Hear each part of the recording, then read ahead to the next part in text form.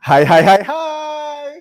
Halo para pemirsa yang baik dan budiman dimanapun Anda berada. Kembali lagi dengan aku Abi Satria. Nah, siang hari ini aku udah kedatangan dua tamu spesial secara virtual yang akan ngomongin dan ngulik seputar perangkat yang kayaknya hampir seluruh dunia, gak cuma di Indonesia, menanti-nantikannya, yaitu PlayStation generasi kelima atau PS5.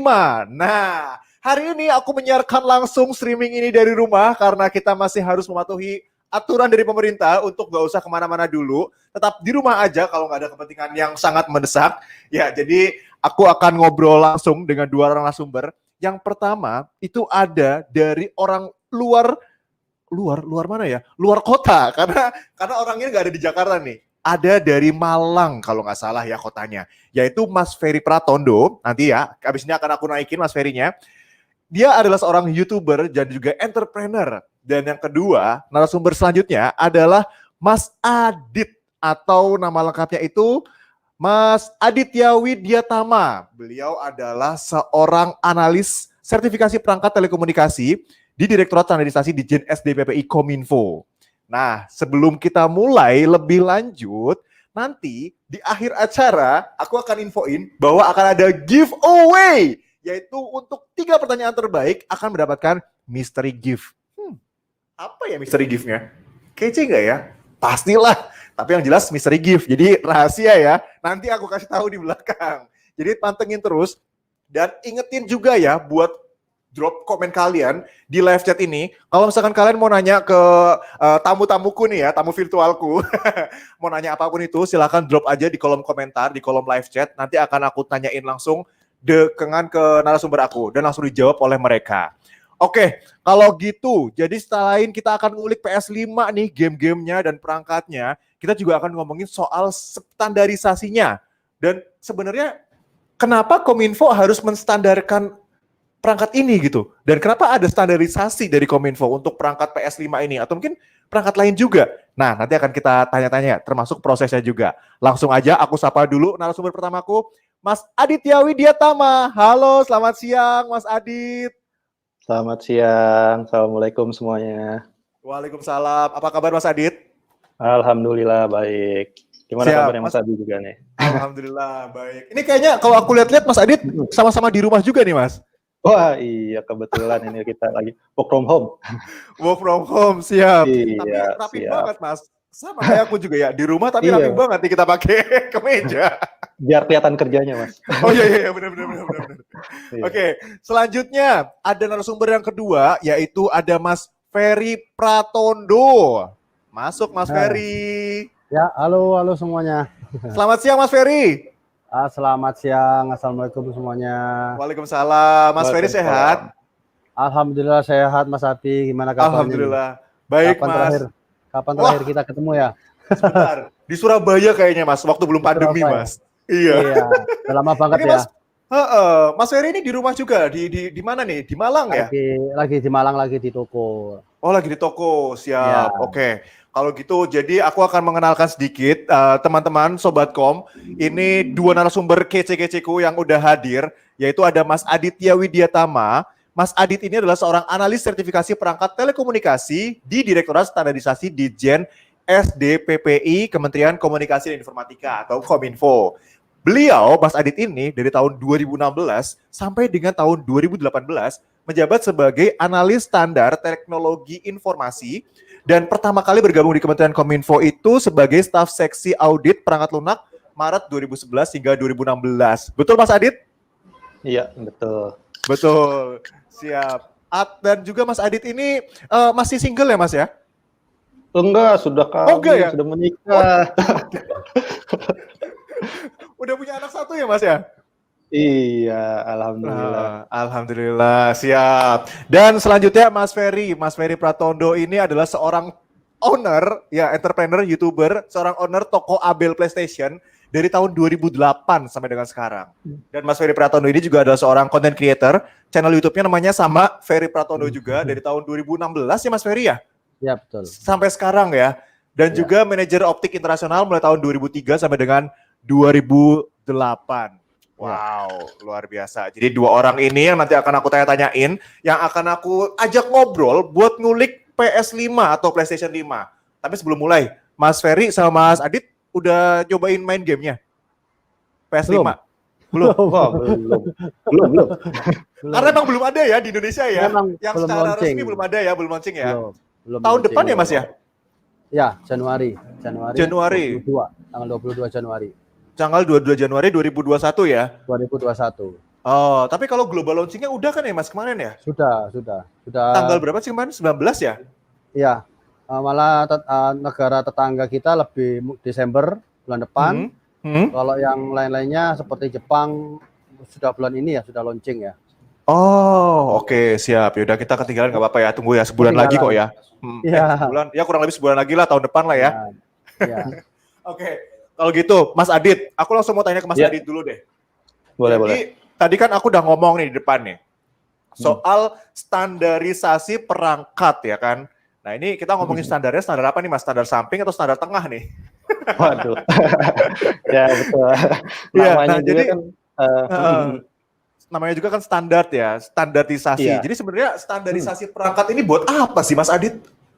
Nah, iya benar. Ini kan bicara standarisasi. Nah, ini bukan standarisasi standar tengah atau standar samping nih. Jadi ini istilahnya namanya standar teknis.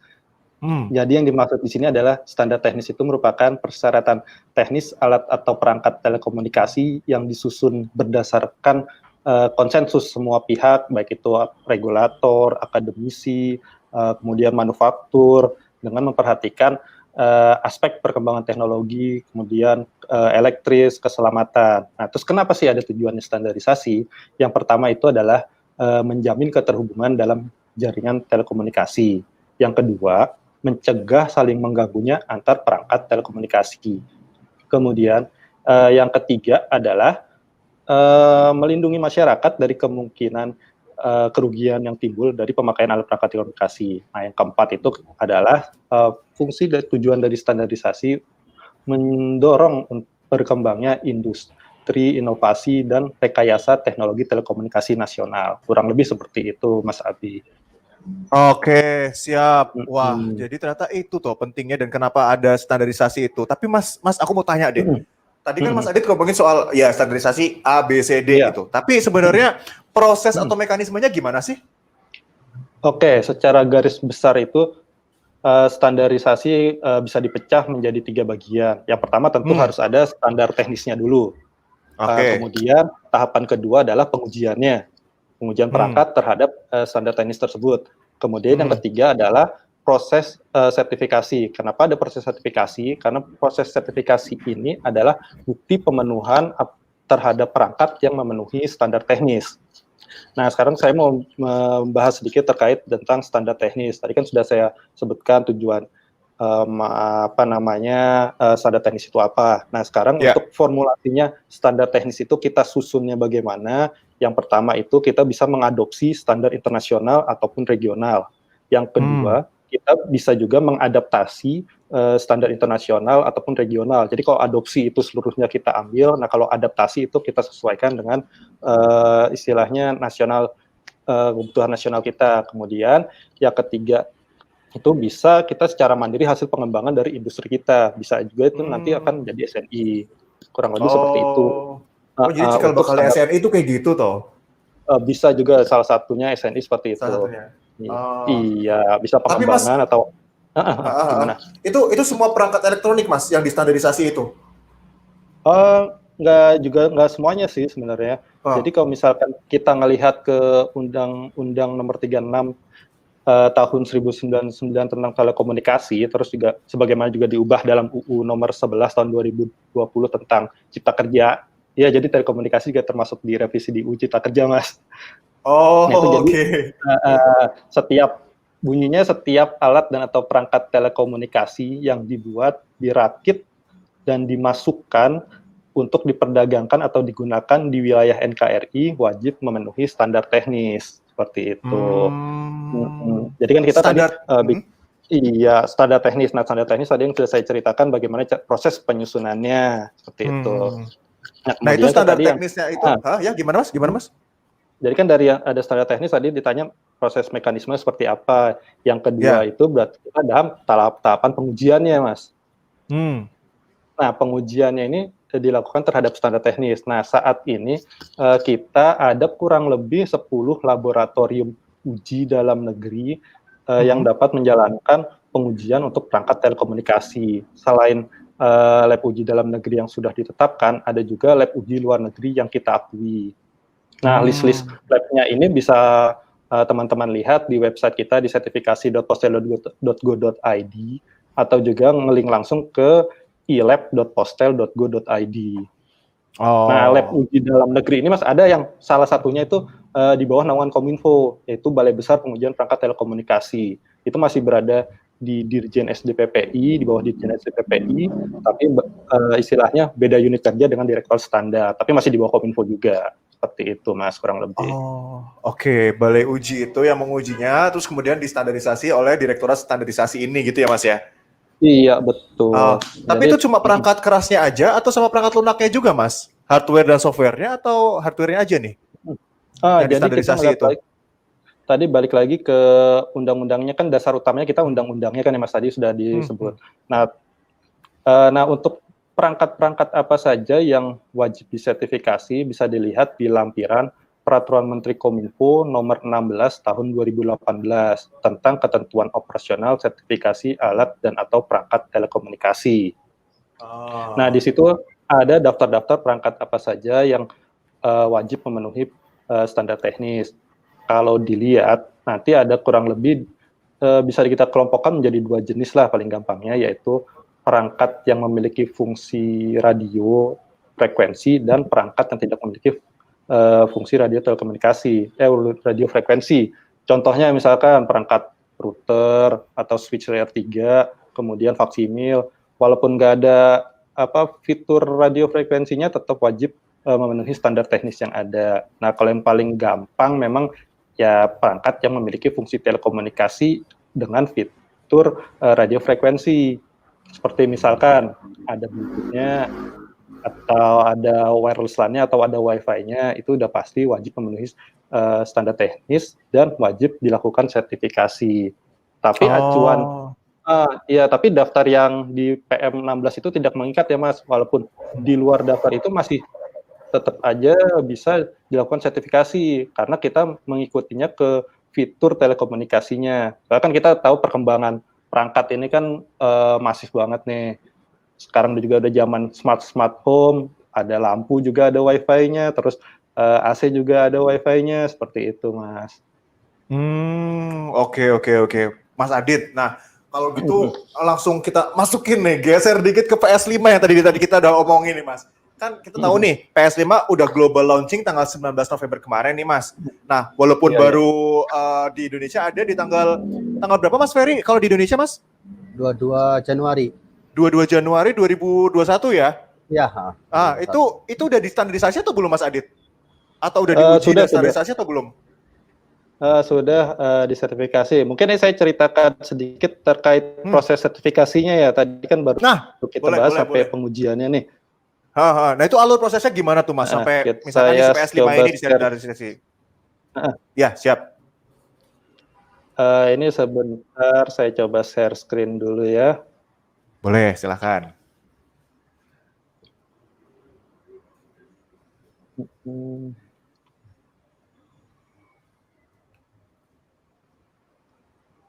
Mas Ferry sambil nunggu Mas Adit. Ya, siap, gak apa-apa. Sambil nunggu Mas Adit share screen nih Mas Ferry. Itu 21 Januari 2021 udah mulai dijual, berarti udah mulai ada di Indonesia Januari ya? Iya. Nah, kalau udah di Indonesia, kalau tanggal 22 Januari udah di Indonesia pasti sudah ada. Cuman sekarang barangnya apakah sudah ada di Indonesia, mungkin pihak Sony Indonesia-nya yang lebih tahu. Harusnya kalau sudah disertifikasi oleh Kominfo, berarti barangnya sudah ada di Indonesia. Betul Mas Adit ya? Tapi mungkin belum dikirim Mas, masih dikirim dari luar kali ya, dari Jepang ya. Masih di kapal. Masih di kapal.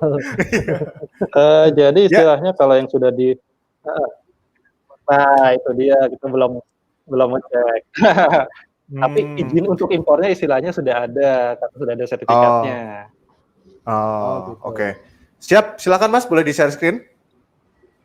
Oh, masih proses ya? Nah,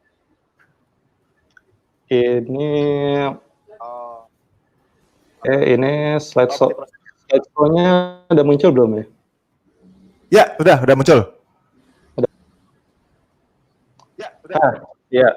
Jadi ini saya sedikit cerita tentang proses sertifikasi. Mungkin jadi sejak dikeluarkannya Peraturan Menteri Kominfo Nomor 7 Tahun 2018 tentang perizinan berusaha terintegrasi secara elektronik di bidang Kominfo, seluruh perizinan terkait sertifikasi harus dimulai dari pendaftaran akun di oss.go.id. Ini sekarang berada di bawah BKPM, Badan Koordinasi dan Penanaman Modal. Jadi kalau untuk pelanggan baru mereka harus semuanya nih, kalau yang untuk NIB, yang untuk nomor 1 ini wajib semuanya. Nah kemudian untuk istilahnya distributor atau pemilik merek barang baru, mereka harus mendaftar atau membuat akun di layanan kominfo.go.id setelah mendapatkan NIB.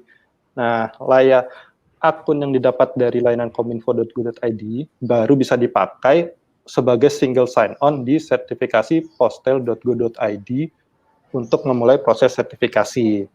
Nah, di PM7 tahun 2000, Kominfo nomor 7 2018 ini, kita dari sertifikasi mulai menerapkan yang namanya one day service. Jadi, sertifikasi itu keluar dalam 1 hari, tapi dengan catatan untuk permohonan yang dinyatakan lengkap sebelum jam 11 siang, itu sertifikatnya akan jadi di hari yang sama. Ini kurang lebih alurnya.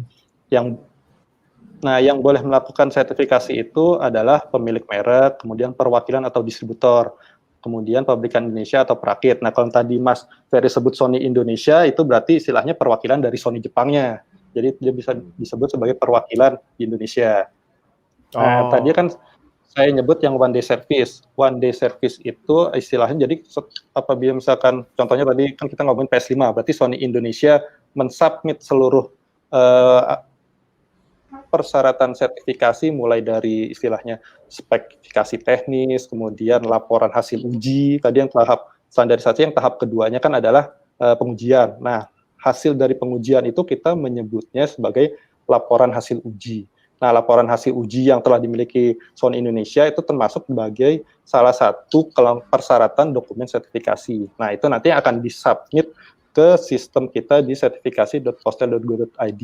Nah, apabila dinyatakan lengkap sebelum pukul 11 oleh loket nih, memeriksa ini sudah lengkap semuanya, kemudian keluar nomor resi. Nah, berarti dalam 1 hari itu apabila semua lengkap, sertifikat akan keluar. Nah, sertifikat itu nanti yang tadi sempat disinggung itu masih ada di mana nih barangnya. Jadi istilahnya sertifikasinya udah keluar ya berarti perangkatnya Sony kalau mau impor sudah ada izinnya di Indonesia, sudah bisa masuk. Nah, cuma kan kebijakannya lagi Sony mau masukkannya kapan, itu pertimbangannya mereka. Iya, tapi kalau izin sertifikatnya sudah ada. Berarti benar Mas Ferry, masih di kapal kayaknya Mas Ferry. Bisa jadi itu Mas. Oh gitu, tapi Mas Adit, aku mau tanya deh.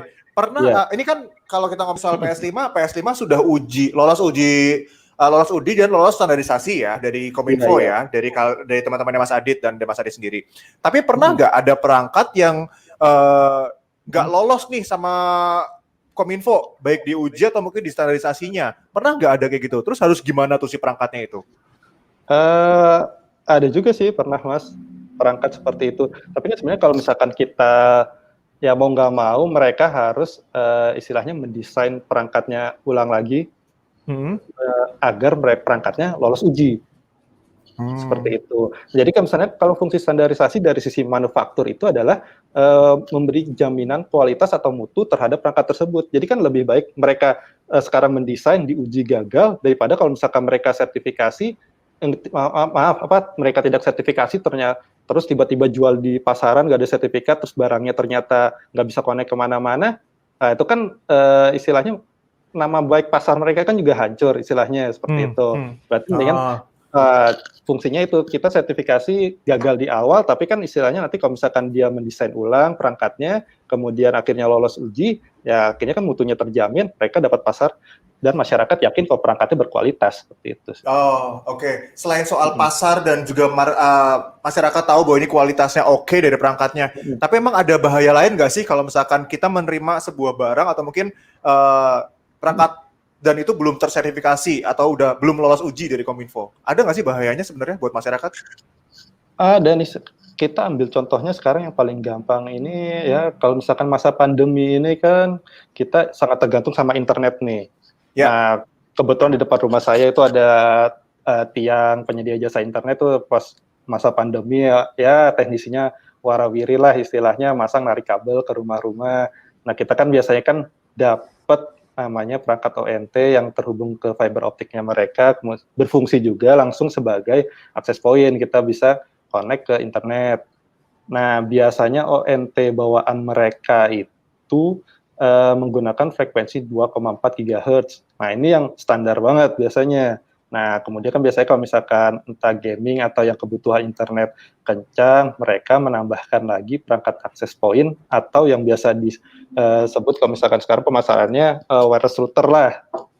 Nah, kalau misalkan bawaan itu ONT 2,4 cuman ada 2 antena doang, kalau misalkan yang lebih mahal access point itu bisa ada 3 atau 4 atau lebih bahkan antena seperti itu.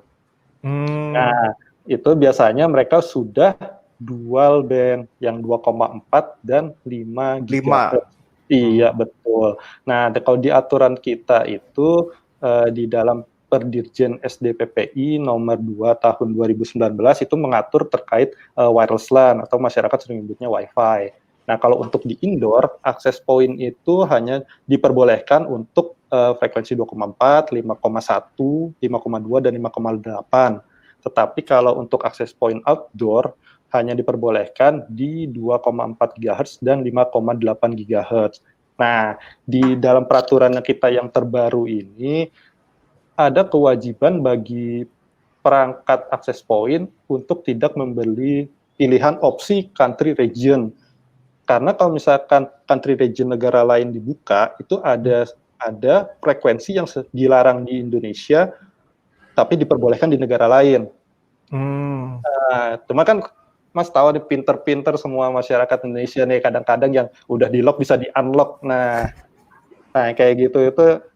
Nah, jadi yang 5,6 misalkan kan itu dilarang. Nah, masyarakat unlock karena nggak tahu ini perangkat 5,6 dipakai karena biar nggak interferensi lah, karena 24 kan udah banyak banget, jadi dipakai yang 5 GHz. Nah, padahal kalau misalkan 5,6 dipakai itu mengganggu radar meteorologi dari BMKG. Nah, itu yang sering akhir-akhir ini kita dapat laporan istilahnya dari Direktorat Pengendalian SDPPI yang melakukan pengawasan beserta teman-teman balai monitoring di lapangan seperti itu, saling mengganggu istilahnya, Mas. Iya. Ternyata seberbahaya itu ya kalau misalkan tidak lolos uji atau mungkin tidak distandarisasi oleh Kominfo ya, Mas Adit? Iya, jadi walaupun hanya yang tersertifikasi, yang berbahaya, yang bersertifikasi kemudian dioprek yang tidak menggunakan frekuensi sebagaimana peruntukannya, itu juga berbahaya juga, Mas, istilahnya. I see. Oke. Sebelum aku ke Mas Ferry nih, satu lagi nih sebelum ke Mas Ferry. Aku mau tanya, PS5 itu yang distandarisasi karena ada kontrolernya itu nggak pakai kabel kah? Atau apa nih? Kenapa bisa dimasukin ke dalam standarisasi itu? Oke, sebentar nih saya coba share screen lagi terkait PS5 ya. Sebentar. Share screen. BTW Mas Ferry, di Malang gimana Mas cuacanya Mas sekarang? Sekarang lagi musim hujan. Oh, musim hujan. Mulai musim hujan. Wah, siap. Mulai. Siap. Nah, udah lagi progres nih. Ya, sudah muncul nih, Mas. Udah muncul ya? Udah full screen muncul. Ini belum. Oh, belum ya? Sebentar. Saya full screenin dulu ya. Ya, belum siap. Ya?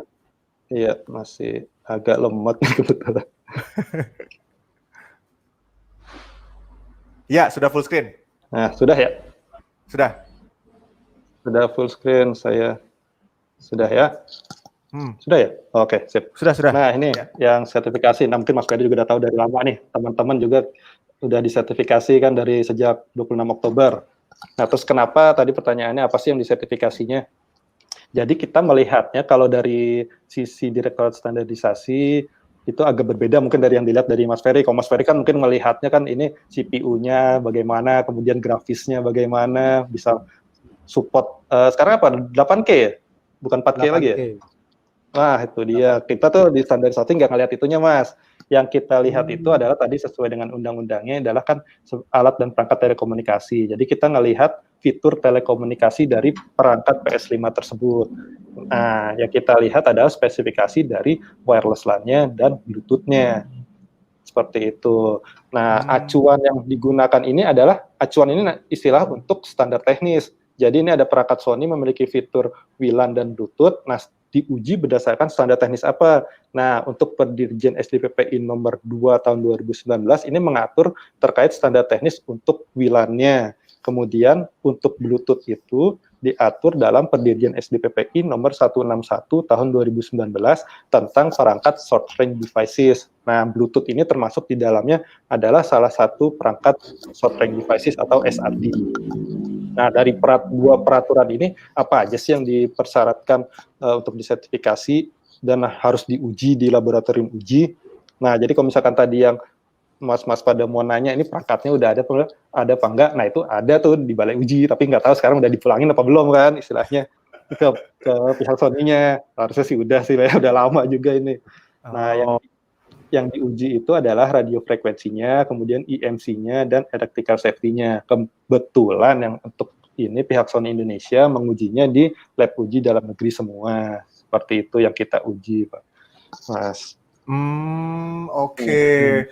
Jadi itu tuh ternyata yang aku juga gak kebayang sih kalau ada itu semuanya. Tapi ternyata itu yang dibahas atau yang distandarisasi, yang diuji sama Kominfo ya, Mas Adit ya? Iya, betul. Jadi kalau misalkan nanti kan ya ambil contoh Smart TV lah. Smart TV kan sekarang juga ada WLAN dan Bluetooth-nya kan. Nah, itu juga kita sertifikasi dengan acuan yang sama seperti ini, yaitu untuk WLAN dan Bluetooth-nya, seperti itu. Oke. Ya, Siap.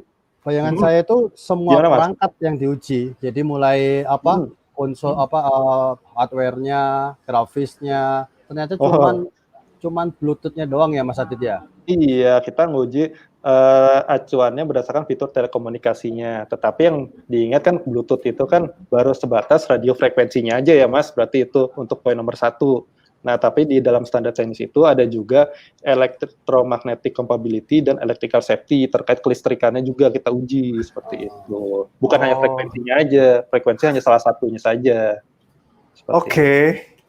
Gimana Mas Ferry? Jadi tercerahkan kita ngobrol sama Mas Adit ternyata ya Mas, yang ini Mas. Iya. Ini kan ini nampaknya baru ini Mas ya, Mas Adit ya. Perangkat masuk di Indonesia harus melalui sertifikasi ya. Maksudnya kalau semua perangkat yang ada fungsi telekomunikasi sih sebenarnya semua perangkat wajib Mas sertifikasi. Nggak hanya perangkat ini aja istilahnya.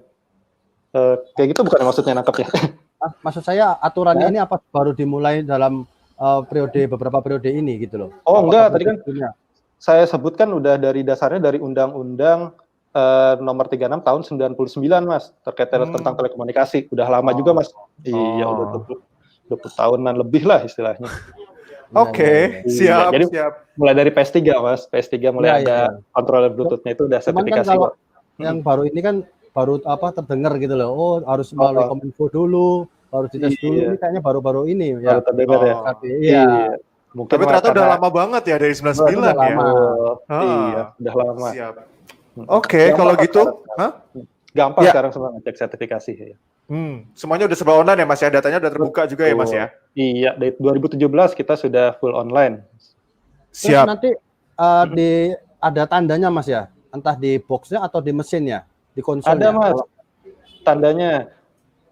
Nah, itu contohnya ada nggak Mas? Apa tandanya itu dalam bentuk apa tuh? Oh, tandanya ada. Contohnya sebentar, saya mesti share screen lagi nih kayak gini. Saya nyiapinnya. Oh, boleh. Pisah-pisah kayaknya nih. Maaf. Gak apa-apa, kita sambil ngopi kok Mas. Nah, enak nih ngopi. Mas Ferry monggo sambil ngopi Mas. Iya monggo. Tapi kayak hal seperti ini apakah juga berlaku di negara lain? Kalau menurut iya berlaku Mas. berlaku juga di negara lain. Mungkin yang beda-bedanya terkait proses sertifikasinya berbeda. Cuman intinya tetap mereka harus sertifikasi. Kalau di negara lain ada aja dia self deklarasi istilahnya. Kalau di kita tetap harus melalui sertifikasi pengujian seperti itu. Iya. Oh, oke. Sebentar, yang ini saya stop dulu. Siap. Stop. Mas, ada yang tanya nih Mas, dari tadi ngomongin Iya. Direktorat Standarisasi di SDPPI. SDPPI itu Dirjen ya Mas ya? Iya, Ditjen standar. Kepanjangannya apa Ditjen tuh SDPPI? Sumber Daya dan Perangkat Pos dan Informatika. Banyak kandanya ya Mas? Perangkat pos dan informatika ya? Iya. Oke. Ya, sambil dengerin dan sambil nungguin Mas Adit lagi share screen, bagi yang nonton Sobat Kom dan juga subscriber Mas Ferry ataupun siapapun kalian yang lagi nonton Tok Kominfo siang hari ini, jangan lupa buat langsung drop komen kalian di live chat. Kalau misalkan ada pertanyaan-pertanyaan yang muncul nih, misalkan mau nanya ke Mas Ferry, Mas, gamenya gimana Mas PS5? Atau mungkin nanya ke Mas Adit, Mas Adit, kalau misalkan standarisasi ini tuh gimana? Boleh langsung ditaruh di kolom di bawah. Nanti akan kita tanyain langsung ke Mas Adit dan juga Mas Ferry. Nampaknya udah rame ya? Udah muncul. Iya, udah rame. Sudah muncul belum nih share screen-nya? Ya, sudah muncul. Lagi progres nih. Nah, sudah muncul Mas. Progres ya. Sudah ya? Ya, udah muncul. Saya belum muncul. Oh, apa dari sini sebentar? Ya, sertifikasi alat dan atau perangkat telekomunikasi ini munculnya. Saya langsung ambil ke yang poin ini terlalu panjang kalau ini. Ambil yang tadi pertanyaannya. Nah, ini dia contohnya. Oh, ada QR-nya ya? Ada QR-nya. Iya, jadi yang pertama itu ada label, Mas. Itu ada nomor sertifikat sama nomor pelanggan ID. Pelanggan ID ini adalah ID pelanggan yang ada di database kita. Nah, kemudian yang kedua ini adalah tanda peringatan yang tadi yang dilarang mengubah, mengotak-atik lah perangkat istilahnya, gampangnya. Nah, yang ketiga itu ada QR code. Nah, QR code ini bisa di-scan.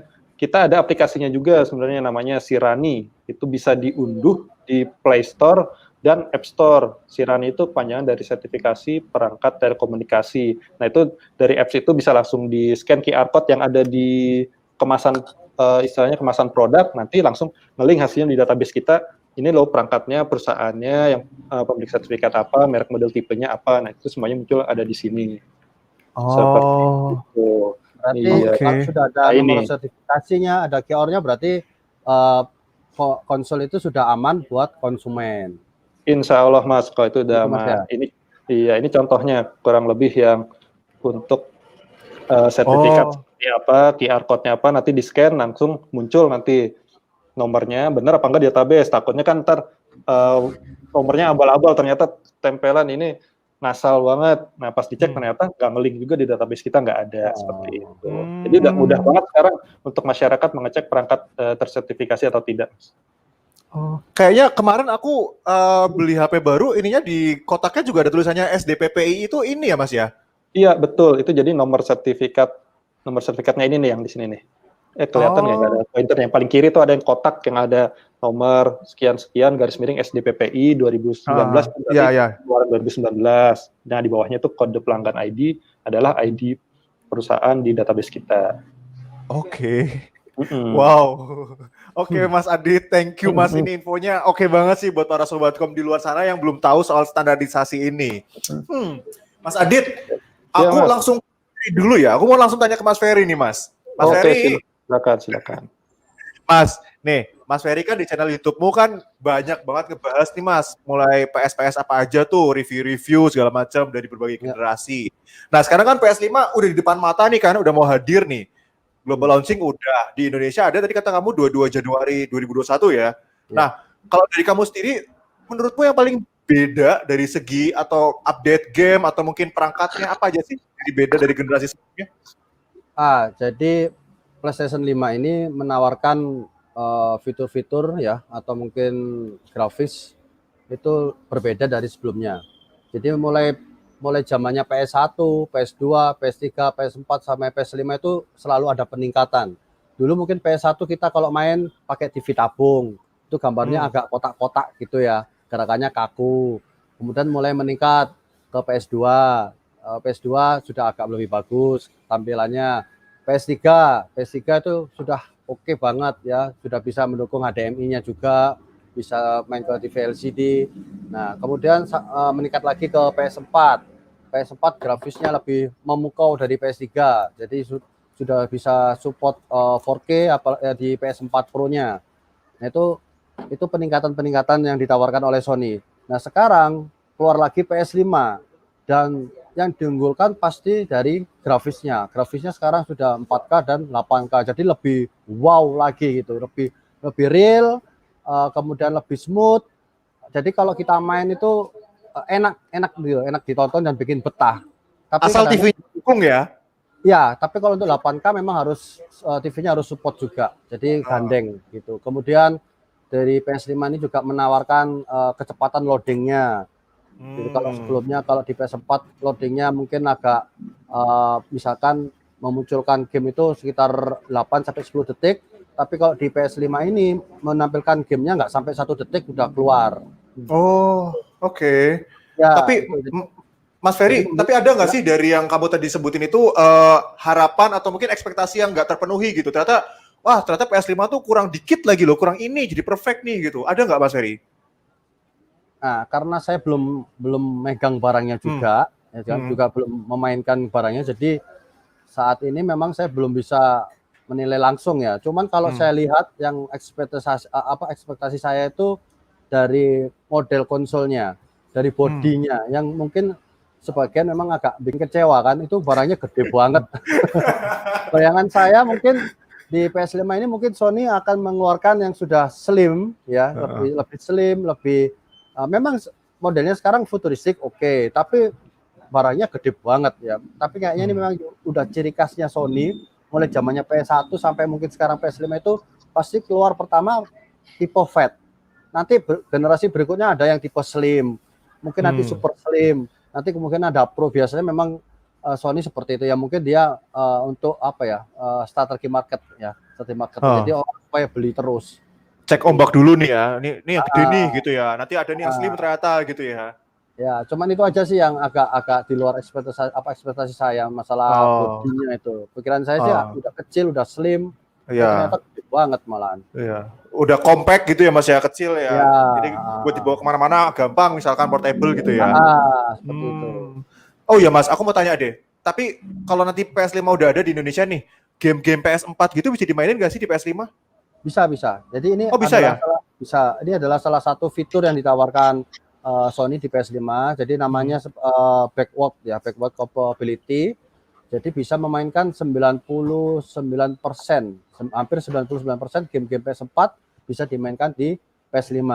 Cuman kalau saya dengar infonya dari review-reviewnya orang-orang luar negeri, memang kemunculan pertama ini ada terjadi bug ya, error. Ada beberapa game PS4 itu nggak bisa dimainkan di PS5. Ya mungkin ini karena awal launching mungkin harus ada perbaikan. Tapi game PS4 rata-rata semuanya bisa dimainkan di PS5. Ini salah satu keunggulannya di PS5. Selain itu, selain grafis juga ada lagi kelebihan dari stick controlnya.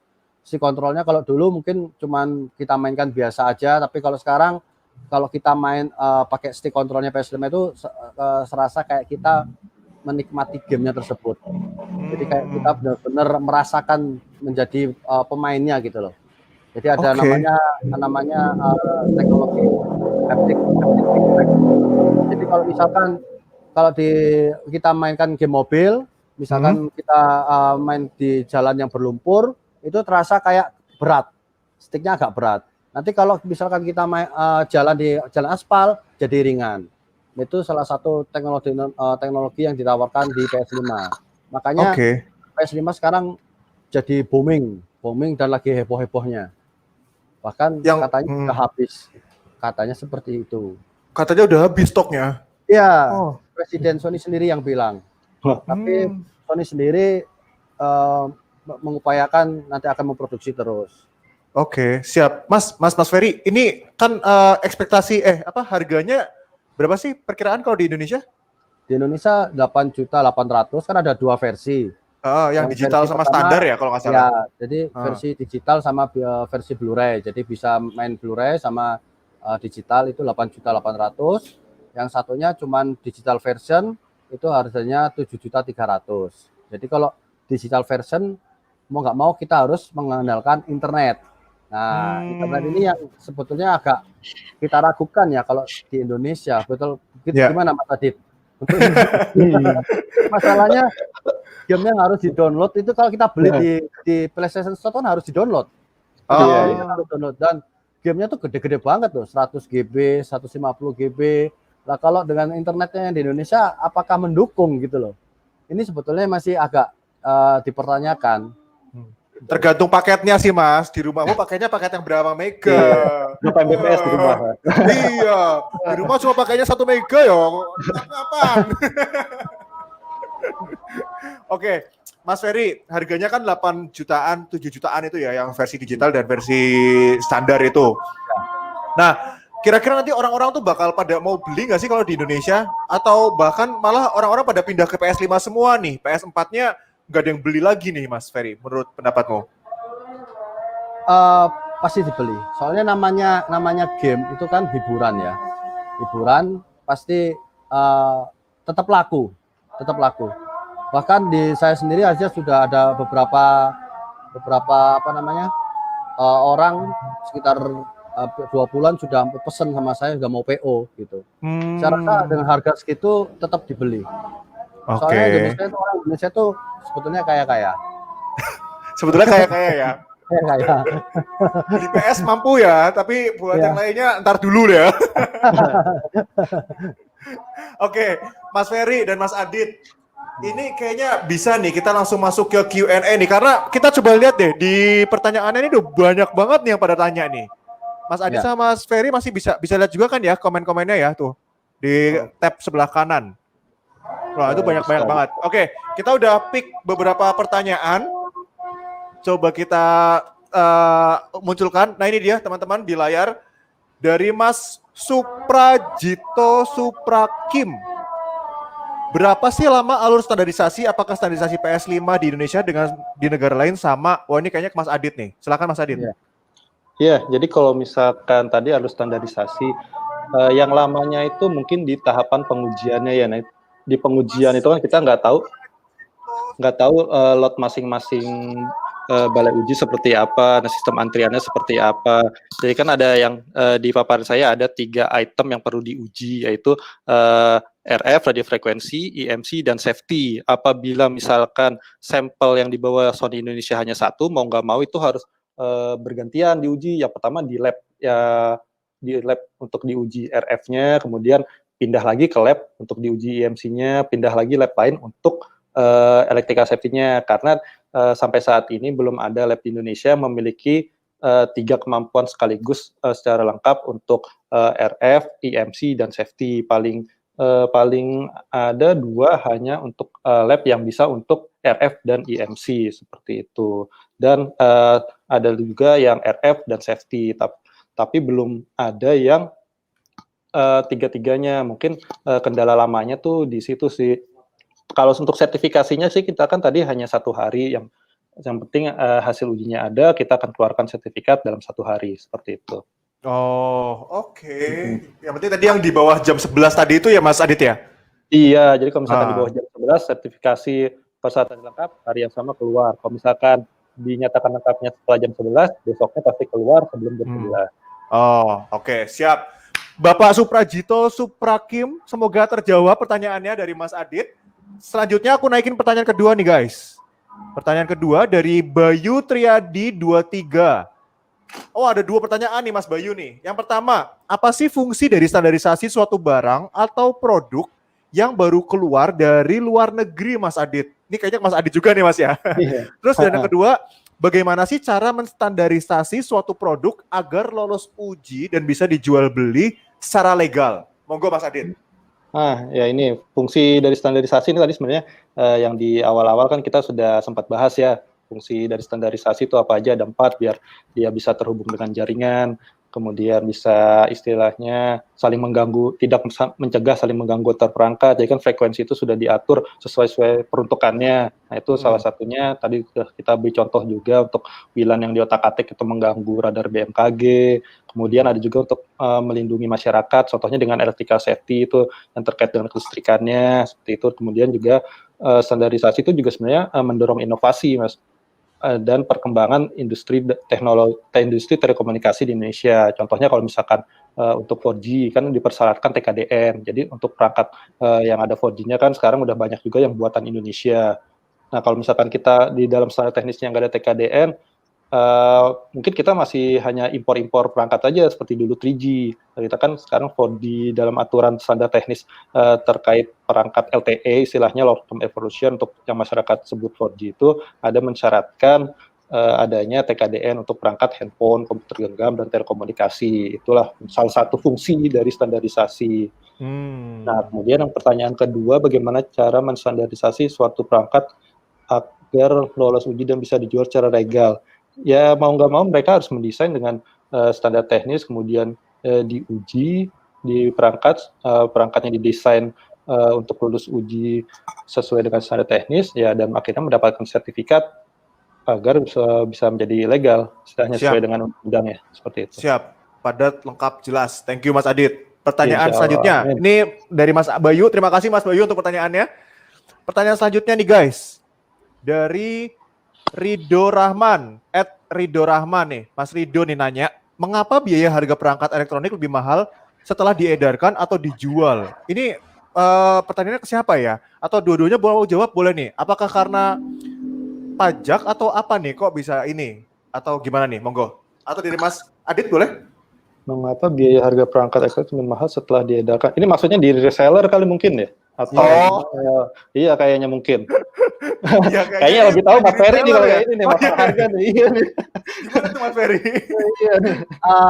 Pastinya kalau harga perangkat elektronik nih dari mana dulu gitu. Maksudnya harga perangkat elektronik lebih mahal setelah diedarkan. Jadi setelah diedarkan ya, kalau misalkan dari luar negeri masuk Indonesia pasti kan ada kena pajak. Ya. Kena pajak, kena cukai dan lain-lainnya kan. Kemudian dari distributor jual ke reseller ya pasti harganya up lagi. Nah, mungkin itu yang bikin lebih mahal. Cuman itu aja sih. Bisa juga nanti kalau barangnya langka, ada yang seperti ada calo yang memainkan ya bisa lebih mahal lagi. Soalnya itu PS5 ini saya dengar-dengar di luar negeri harga ada yang memborong sampai 3.000 unit loh di luar negeri. Sampai habis dan harganya dijual 2 sampai 3 kali lipat.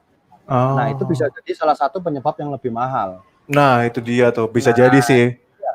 Oke, siap. Thank you Mas Ferry. Mas Rido, semoga menjawab pertanyaannya tadi terjawab. Pertanyaan selanjutnya nih guys, aku naikin guys. Dari Lena, IG-nya Lena Oktaviani _ Tanya Mas Adit, Mas, apakah standarisasi PS5 menjamin keamanan data pribadi pengguna? Mengingat sedang ramai kebocoran data pribadi dari suatu game. Wah, berat nih Mas. PDP nih Mas. Gimana Mas? Jadi ini mirip-mirip kasusnya kayak yang kalau contoh yang terakhir tuh yang e-commerce yang data pribadinya bocor tuh. Nah, itu mirip-mirip seperti itu. Nanti dari tim aplikasi informatika kami menindaklanjuti segala laporannya seperti itu kurang lebihnya. Iya.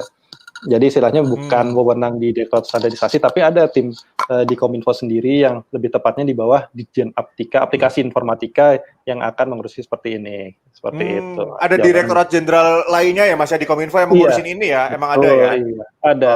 Untuk mengurusi data pribadi ini gitu ya? Iya, kalau nggak salah ada peraturan menterinya sendiri kok nomor 20 tahun 2016 tentang perlindungan data pribadi. Mungkin nanti nyambung-nyambungnya kan dengan UU ITE seperti itu. Siap.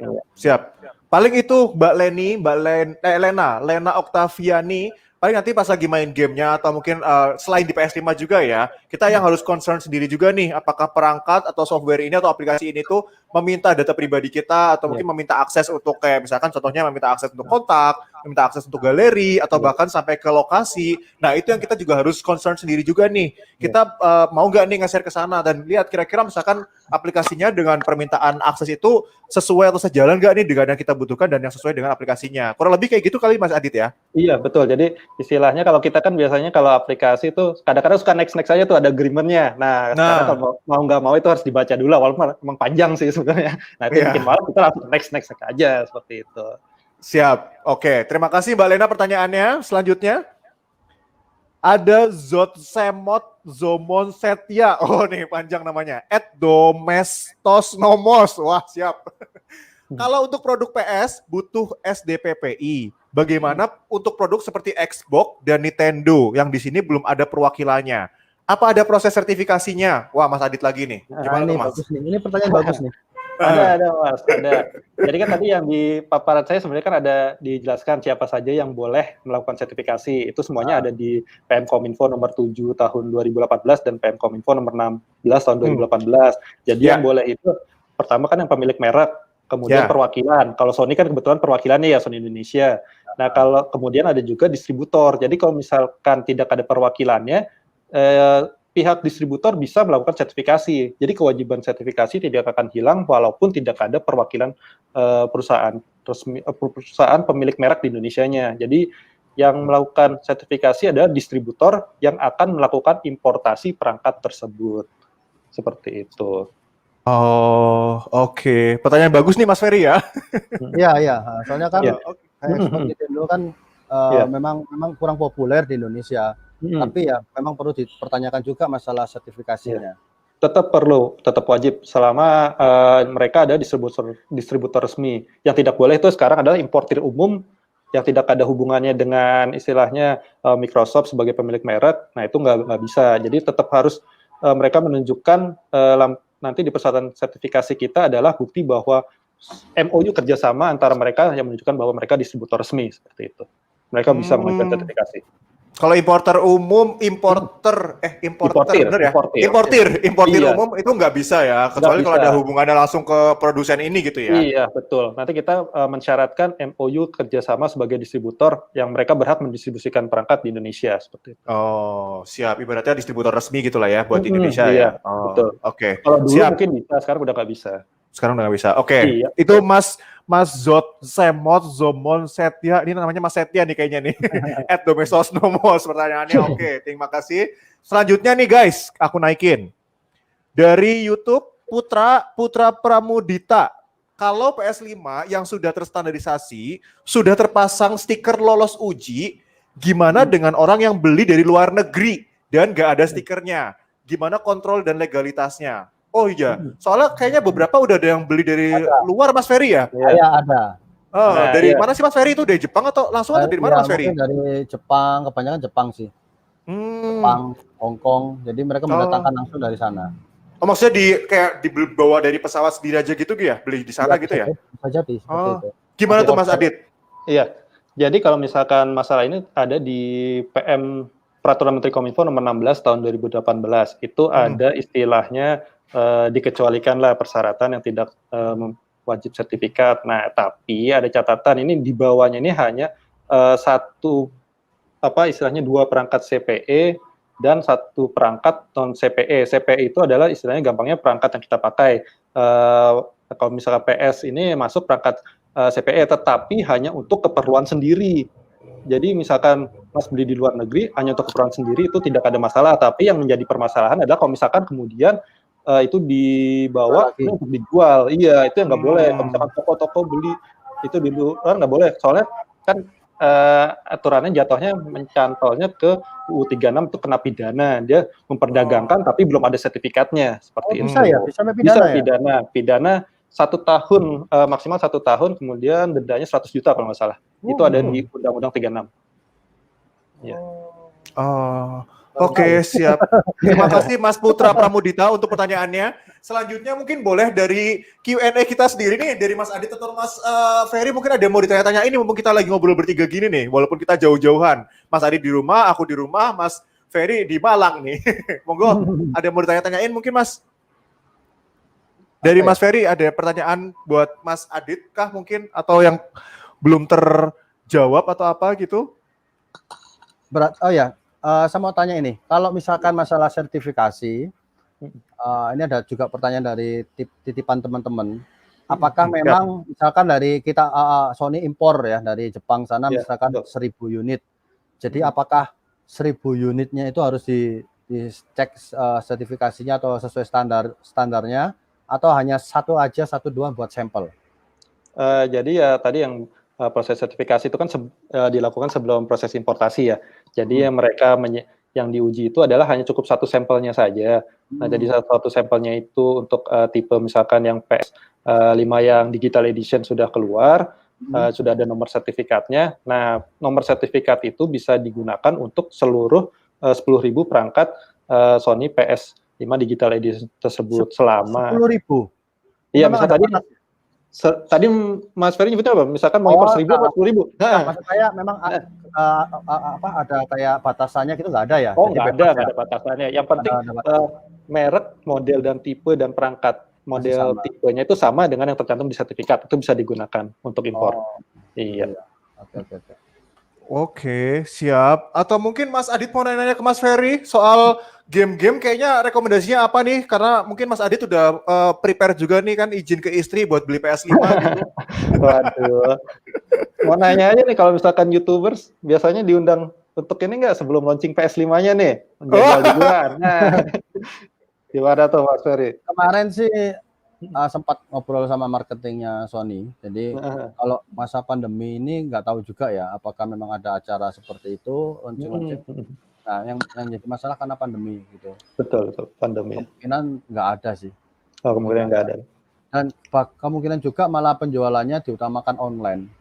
Oke. Yang saya dengar sih, tapi ya nggak tahu nanti sistemnya kayak gimana. Gitu. Mudah-mudahan vaksin udah keluar nih tahun depan ya. Ya. Vaksin. Oke, siap. Kalau gitu, guys, ternyata masih ada satu lagi nih. Aku naikin ya pertanyaannya. Silakan. Ini dari Kamarul Iskandar. Mas Kamarul tanya Kak Ferry, cara membedakan game PS4 yang bisa dimainkan di PS5 dengan yang tidak bisa dimainkan sama sekali di konsol next generasi tersebut, gimana nih Mas Ferry? Ini sudah ada kok, sudah ada daftar gamenya kok. Sudah ada daftar gamenya, kalau nggak salah ada 10 game yang dari PS4 yang memang nggak bisa dimainkan di PS5, cuman saya nggak hafal. Jadi di luar itu semuanya bisa. Jadi kayak game-game dengan grafis bagus seperti kayak The Last of Us 2, Horizon, God of War, itu semuanya bisa dimainkan di PS5. Jadi buat yang sudah punya game-game PS4 kemudian pindah ke PS5, nggak usah khawatir, tinggal dimainkan aja langsung bisa. Itu daftarnya di mana Mas Ferry? Ada list daftarnya ada di mana? Kita bisa lihatnya. Ada di webnya Sony ada beberapa game Sony, ya? Nggak bisa dimainkan. Cuma sedikit kok, cuma 10 game atau berapa game. Tapi 99% semuanya bisa dimainkan di PS5. Gitu. Oh, oke. Siap. Sebentar. Ini kita udah dapetin 3 pemenangnya untuk penanya terbaik nih yang akan mendapatkan mystery box atau hadiah yang paling misteri. Hadiah paling misteri gimana sih? Mystery prize dari kita untuk 3 penanya terbaik selama siang hari ini. Ini akunnya atau yang menanya ada di, sebentar aku lihat ya, @Bayu Triadi, Putra Pramudita, dan Zotsemot Setia. Selamat buat 3 penanya terbaik akan mendapatkan hadiah. Nanti akan aku kirimin DM, akan dihubungi melalui DM Instagram untuk kirimin hadiahnya kemana atau gimana. Oke. Hadiahnya PS5 ya? Hadiahnya PS5, tapi dalam bentuk brosur, Mas. Brosurnya juga tak print sendiri pakai HVS A4. Oke, ini ternyata kita nggak berasa loh guys, udah hampir sejam. Oh, udah sejam malah kita ngobrol-ngobrol di ruang virtual ini, di live YouTube-nya Kemkominfo TV, di acara Tok Tok Kominfo, ngulik PS5 bersama Mas Adit dan juga Mas Ferry. Nah, sebelum kita closing, aku mau minta dong dari Mas Adit dan juga Mas Ferry, silakan memberikan closing statement untuk penonton setia kita pada sore hari ini, karena dari tadi ramai banget nih. Silakan Mas Adit dulu, monggo.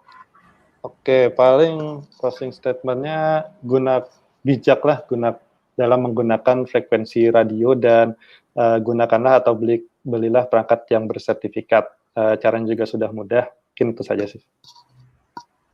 Siap, terima kasih Mas Adit untuk closing statement-nya. Selanjutnya Mas Ferry, monggo. Kurang lebih sama sih. Kalau menurut saya bijaklah dalam penggunaan konsol ya, apalagi PS5 dengan teknologi baru lebih canggih dari sebelumnya, pasti akan kita merasa betah dan nyaman. Tapi jangan jangan sampai semua waktu dibuat main game aja ya. Cuman itu aja, jadi bijaklah untuk bermain game. Cuman itu aja. Luar biasa. Jangan sampai kehabisan waktunya cuma buat main game doang gitu Mas Ferry ya. Iya. Bijak banget emang nih. Oke, jadi itu dia teman-teman Sobat Kom yang sudah menonton. Kita ngobrol bertiga secara virtual ini di acara Tok Tok Kominfo. Ya, tadi kita udah ngomongin soal standarisasi perangkat. Terus juga sempat ngebahas juga soal uji dan balai uji dari Mas Adit. Kita ngomongin soal game-gamenya di PS5. Ternyata dari PS4 beberapa ada yang bisa main di PS5 dan fitur-fiturnya, ekspektasi harga segala macam dan kira-kira ke depan PS5 bakal gimana. Tadi sama Mas Ferry juga. Jadi teman-teman Sobat Kom, kalau misalkan nanti kalian mau beli PS5 atau mungkin beli perangkat lain, jangan lupa buat dicek di belakang boxnya, di bawah atau di bagian mana sih Mas Adit biasanya? Untuk stikernya? Nggak ada ketentuannya sih itu. Nggak ada ketentuannya ya? Tampilannya masih manufaktur aja mau di mana. Intinya di boxnya ya, di boxnya itu pasti ada ya. Iya. Nah, di boxnya dilihat apakah sudah tersertifikasi, lolos standarisasinya Kominfo, ada nanti dari nomornya angka berapa, /SDPPI tahun berapa, dan ada QR code-nya yang bisa kalian scan menggunakan handphone kalian di handphone iPhone, Android itu kayaknya semuanya udah bisa pakai kamera, langsung nanti muncul data-datanya. Kalau muncul datanya berarti memang itu produk yang ori resmi dari produsen ataupun distributor yang sudah tersertifikasi dan terstandarisasi oleh Kominfo. Dan tadi pesan terakhir dari Mas Ferry, jangan abisin waktu cuma buat main game, bijak-bijaklah menggunakan waktu. Betul Mas Ferry ya? Betul. Siap. Jadi jangan lupa, walaupun kalian mau pengen jadi e-sport ya, atlet e-sport, tapi jangan lupa buat tetap belajar, tetap bekerja, gunain waktu sebaik-baik mungkin. Betul Mas Adit? Betul Mas Ferry? Betul. Siap. Kalau begitu aku minta terima kasih. Aku mau ngucapin terima kasih banget ke Mas Adit dan juga ke Mas Ferry. Makasih Mas Adit, makasih Mas Ferry. Ya. Sama-sama, terima kasih. Udah bergabung di sini, udah ngobrolin soal PS5. Semoga bulan depan, tahun depan di Januari, kita bisa ngobrol-ngobrol lagi sambil ada PS5-nya asli ya. Jadi bisa sambil ngulik langsung ya. Ya, mantap. Kalau gitu jangan lupa untuk follow Instagramnya SDPPI apa Mas Adit? @kominfo. Instagramnya @SDPPI ya kalau nggak salah ya. Iya, SDPPI. Dan Instagramnya Mas Ferry dan YouTube-nya Ferry Pratondo, Instagramnya juga Ferry Pratondo ya. Iya, sama. Ya, siap. Instagramku juga dong sama YouTube-ku. Ini Mas Abi. Dan jangan lupa buat follow juga dan tonton terus program-program Tok Tok Kominfo dan program lainnya yang ada di channel YouTube Kemkominfo TV dan follow juga @kemenkominfo di Instagramnya. Dan yang terakhir, jadilah Ananta Kupa, api nantak kunjung panjang untuk Indonesia maju. Belibet ulangin Jadilah Ananta Kupa, api nantak kunjung padam untuk Indonesia maju. Baik, kalau gitu sekali lagi terima kasih Mas Adit, Mas Ferry, sampai jumpa. Terima kasih Mas.